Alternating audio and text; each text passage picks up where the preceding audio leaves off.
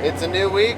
I know I messed up and I missed a week, but I couldn't find anything really exciting to record or anything you guys that really want to watch. We've just been getting some stuff ready. We've been getting some rain and just haven't had a whole lot of time to do this. I've been getting a mower ready. I've been doing some mowing around the fields. And the kids are out of school for the summer. So we are this close to planting some pinto beans. Probably tomorrow we're going to try and get some pinto beans planted. But right now, the last couple of days, we've just been doing some field cultivating. Guys out east, they like to call these diggers. I don't know, we just call them a field cultivator, land leveler, whatever you want to call it. We got two of these, and they've basically got a sweep on them, and all we're doing is running them a couple inches in the ground, and we're just cutting out all the weeds that are here. So we've already gone through and strip tilled this. Now we're going to go through and now we're field cultivating it. So we're getting all the weeds out, so it's going to be nice and clean before we even start. The problem with beans are that there's not a bunch of chemical that we can use on the beans that won't hurt the beans' yield. So, that being said, some of the things that are really hard to control are like kochia. Our kochia is Roundup resistant, so it's really hard to get it to kill. And we've been doing pretty decent up until the last couple years, so we started doing this. This is our first year we're going to really do everything. We kind of did half and half the last couple years, and we've seen a huge difference. So we're going through with this. This field itself is fairly clean. There's a couple of little spots of grass or weeds coming up, but we had a couple of fields that were almost a carpet of kochia, and so those fields are the ones that are really going to make a difference. So luckily, with our guidance and everything, we are able to know exactly where the strip till is, and we can come in with the planter and plant right on top of this. It'll be nice and level. We shouldn't have any issues with that, and we should have all of the weeds cut out. So yeah, that's what we're going to be doing today. We're running the Caterpillar again. We got the saddle tanks on it still, but you know, we're not going to go through the effort to take all that stuff off for some tillage when we still need them for side dressing later on in the year. So that stuff's staying on. It looks goofy, but that's what we're doing. So now after we do this, Jeremiah will come in with the sprayer, and he will spray our pre-emerge for the beans. As far as I know, I'm not a spray guy. They keep wanting me to spray, but I don't know. I'd rather mess up planting than kill something that's already growing. You know what I mean? Let's see, what else happened in the last week or so? This morning, we laid our first couple fields of gated pipe. Thank you to my brother Aiden and my cousin Peyton. Those guys helped out a little bit this morning, and it was hot, and another Monday, we just had issues on issues and issues. Actually ended up dumping the gated pipe trailer on the county road for a split second because the pipe trailer was overloaded from the winter and bent some stuff, broke some stuff. Anyways, I will show you guys that trailer later on in the year, I'm guessing, in the videos. But that's what we're doing now. Using the Landall. It's doing a really nice job leveling everything up, cutting everything out. So that's all I got for now. I'll probably get at it tomorrow, and I'll show you guys some of the bean stuff we're doing. Okay, so what I was talking about, cutting out weeds and cutting out kochia, we kind of like in all this grass here. See, Stevie, we got our strip till marks. We got some grass and some other weeds growing up in it. So as we're running through here, it's just pulling it out, everything out by the root. So stuff like this and our kochia, it won't come back because it's past its germinating stage.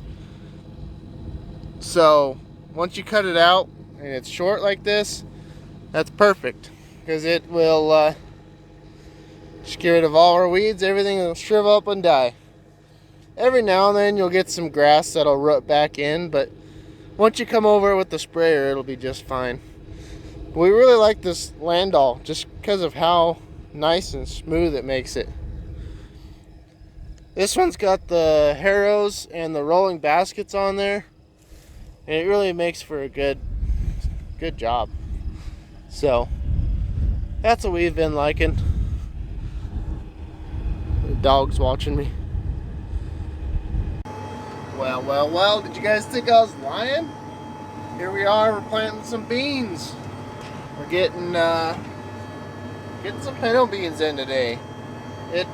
So our pinto beans, our population average is 93,000. So that means our planter plates are just spinning like crazy. So we have to slow down our tractor because this is all hydraulic driven. And we have the fan ramped all the way up. I mean, I'm at 9 on my hydraulic for the fan, and it can go up to 10. So we're almost maxed out on hydraulics, and so we can only run about 4 miles an hour. So quite a bit slower than corn, but you're also putting down a lot more seed. Corn is 34,000. Beans, like I said, is 93,000. So it is at the max for these planters. Yes, a high-speed planter would be nice for this because you could probably plant 5 or 6 miles an hour for beans. In corn, they claim you can run 10, and that's just way too fast for our fields. We have way too many rocks and hills and everything to be using a high-speed planter. Plus, we just don't like the John Deere planters. It's our own opinion. We don't think they do a good enough job, or as good a job as these red planters do for the opening and closing and getting the seed down in there. I do like the conveyor belt that John Deere high-speed planters have. I think that's a great idea. There's things that I like about each other thing. It's the same with everything, pickups, cars, houses, sprinklers. Everything has ups and downs, and at the end of the day, you just gotta choose whatever one you think is right for you. So yeah, that's why we run red. This is only our second day of planting beans. I didn't record yesterday because I only planted 20 acres. Dad was having issues. He had a hydraulic issue, wasn't pushing enough. And then he had an airline issue, so it wasn't keeping, or a vacuum hose issue, not an airline. So he couldn't keep pressure to one of the rows, and whatever. So the other bad thing about beans, like in corn, the same totes that we use for our seed carts, we use empty totes for corn, and we just fill it with beans for bean planting. The bad part about a bean is it's so much bigger than corn, so it takes up the same amount of room, but there's less seed in there. So, like we fill our planters, we can only get 20 to 25 acres on a complete fill. In corn, you can do 60, maybe even 70 if you really fill it. And then that's the other thing, like corn, you can run all day on 2 boxes. In beans, you empty a box every time you fill this.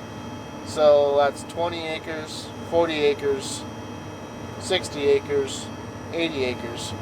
You're at least refilling a seed tender. You have to bring at least 2 seed tenders, probably 3, just to finish out a field. So there's a lot of unloading and reloading bean seed, unloading the boxes, reloading the bean seed. I'll show you guys all that eventually, but so it's a little more work. There's a little more stuff into it, but beans definitely pay pretty dang good, and that's what we gotta do. We like the pinto beans. We seem to do a good job. We got 1,000 acres, or about 1,000 acres to plant. So we are starting on June 7th was yesterday, but the first full day is June 8th. So we know it's a little behind schedule, but we had some moisture that held us back from getting the field cultivators in the ground, and now we finally got the field cultivators in the ground and all that. So now we're getting it planted. We'll have Jeremiah come in and he'll spray the beans, and then we'll irrigate it. So, but that'll be a little bit. So yeah, that's what we got going. Our corn's looking good.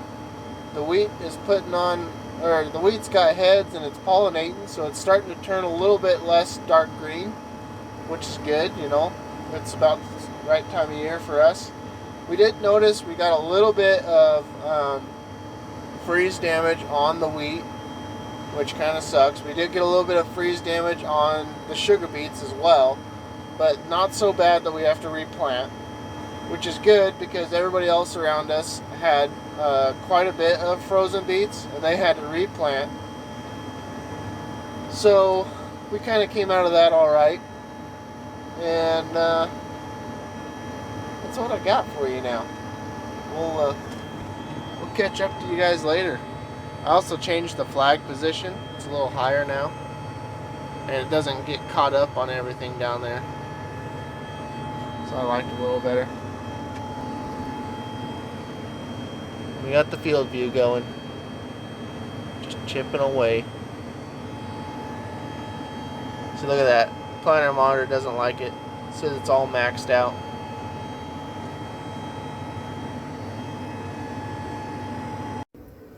Well, that's it. Got the first 60 acres done. We are folding up. We just started here at the shop to make sure we weren't going to have any issues, but yeah, got the first 60 acres done. I'll be taking this up north where I was planting corn, and see if we can get started there and plant the rest of the day out.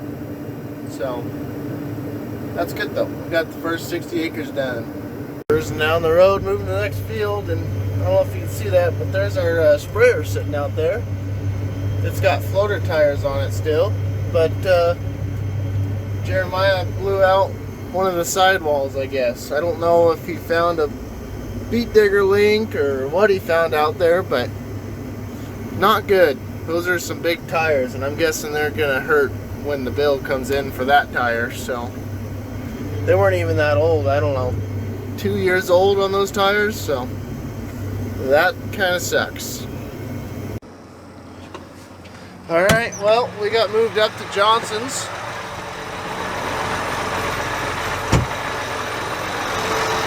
Whoop.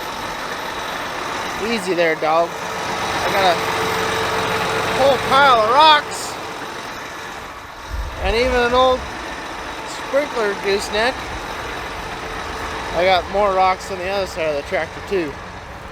But I think this is going to be it for the night. It's about 8 o'clock.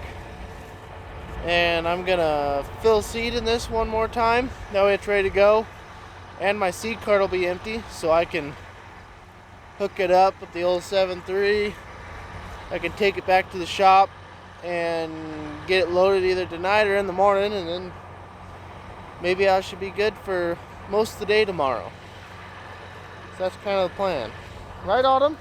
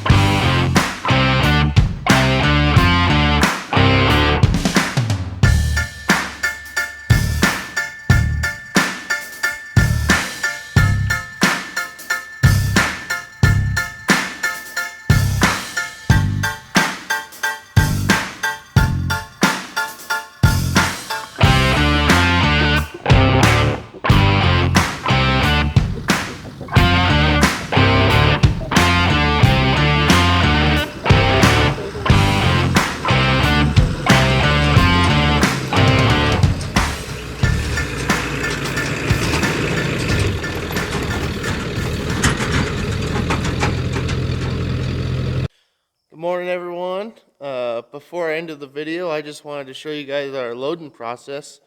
We're over here in the machine shed. Wow. We put all the bean over here this year. We usually put it in our seed shed where the corn was, but I think we just ran out of room. So usually we will, here, let me flip this around. Usually we'll take our boxes down and then load them from the ground. But I think I'm going to cheat today. We also got this bag handler. Works pretty decent. We don't have to lift the forklift as high.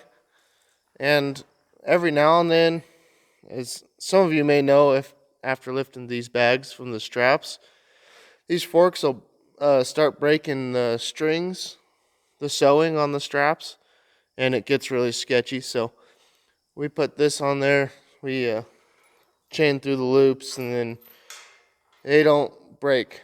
So, or at least they haven't yet. These are the beans I'm going to plant today, or the beans I've been planting, I should say.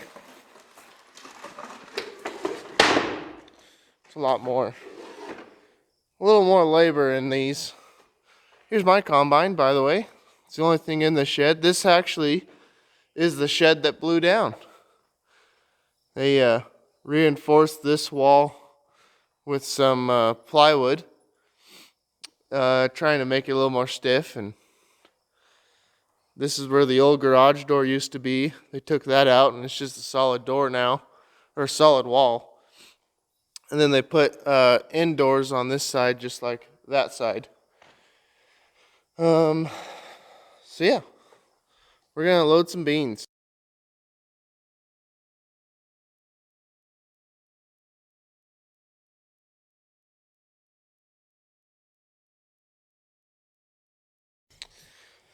And that's gonna be it, guys. That's gonna be it for the video anyways. Please like and subscribe. I hope you enjoyed it. And I'm gonna get back to planting some beans. It's time to go.